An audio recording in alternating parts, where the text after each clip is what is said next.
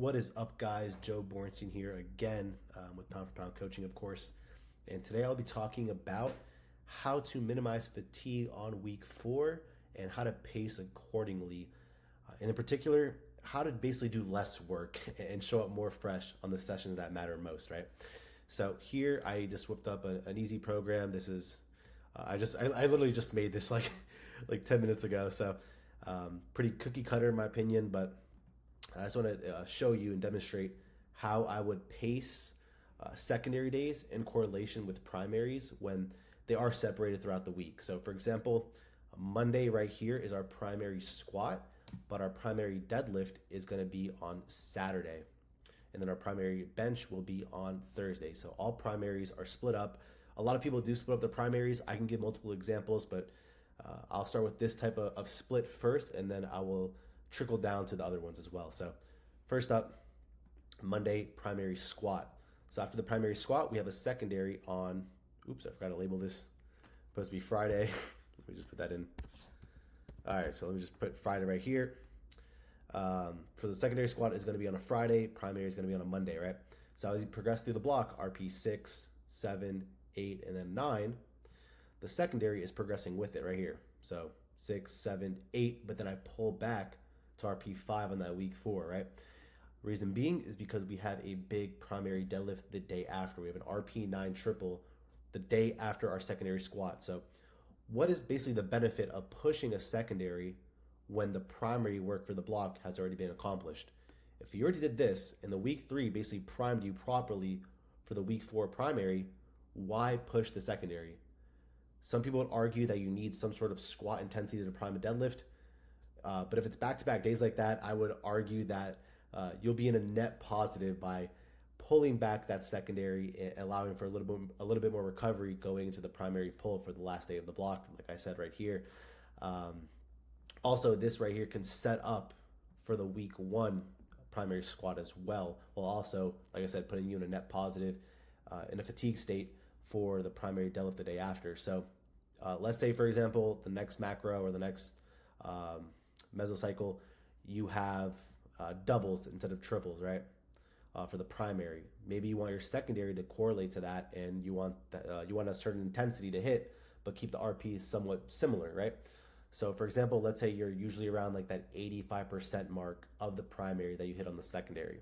Well, if you're going from a triple to a double, you're obviously going to have to handle a little bit more weight on that secondary to prime yourself to maintain that 85% threshold. So in this case, you may see that the week 4, you want to adjust even more and maybe drop a rep to set you up for the week 1 of the following block, like I said. So this is just one example. You can see it on bench press as well. Like, why push a tertiary, oh, this is a typo as well. So RP5 right here, but why push a tertiary bench if the primary is already hit? There's no benefit whatsoever. If anything, you're cooking the primary deadlift if you do have them on the same day.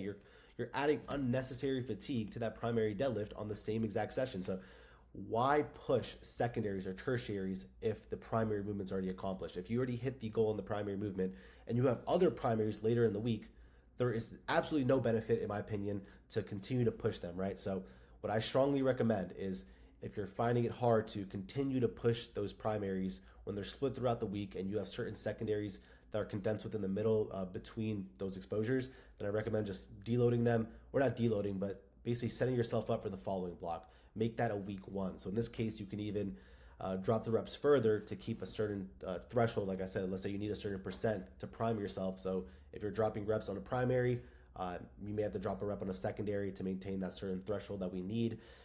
That's only for some people. Some people like to keep it stagnant. Some people like to keep the loads or the volume the same and just increase load periodically. It all depends, but the main general rule of thumb that I give is to not push secondaries after primary movements. There is no benefit for most lifters. I would not argue that pushing a secondary squat before the primary deadlift is beneficial in any way.